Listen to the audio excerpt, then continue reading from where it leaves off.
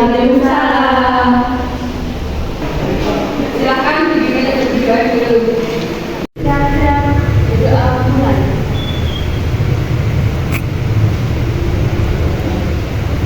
Doa selesai.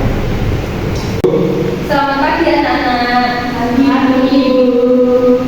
Hari ini kita akan belajar mengenai bumi dapat berubah karena faktor alam ya. Ya.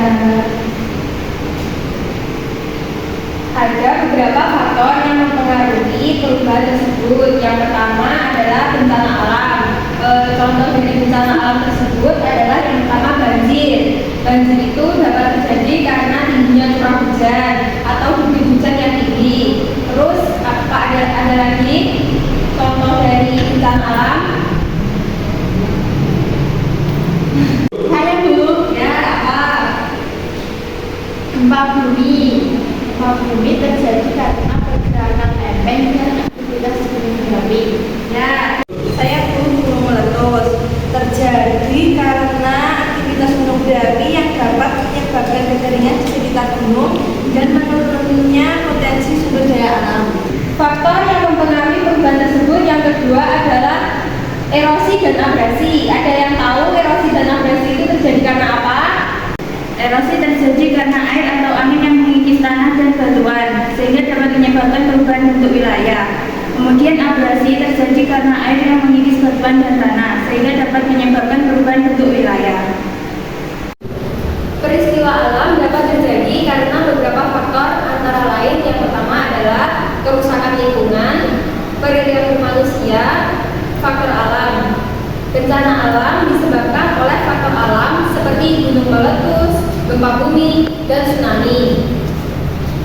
Perilaku manusia seperti membuang sampah sembarangan, penebangan hutan yang berlebihan sehingga menyebabkan banjir.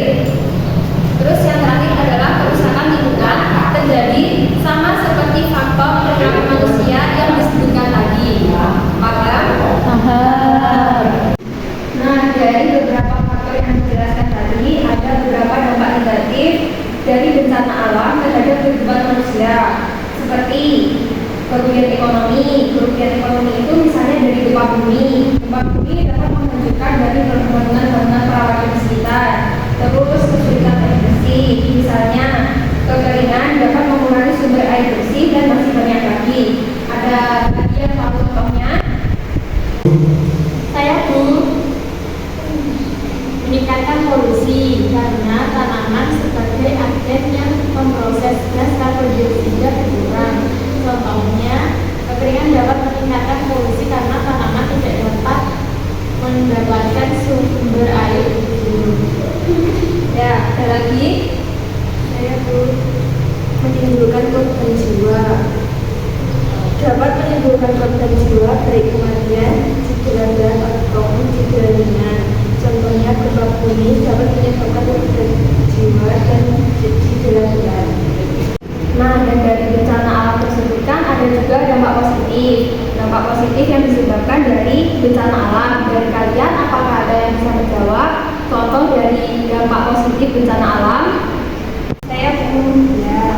Dampak positifnya adalah seperti meningkatkan kewaspadaan manusia, memicu ilmuwan-ilmuwan untuk menciptakan teknologi baru yang bisa meminimalisir kemungkinan terjadinya bencana alam dan terbentuknya ekosistem baru karena munculnya daratan baru dan pelebaran pantai.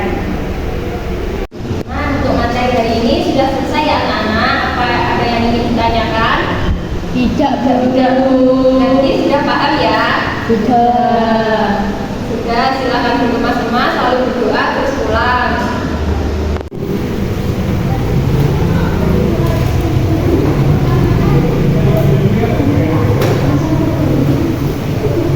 Stop.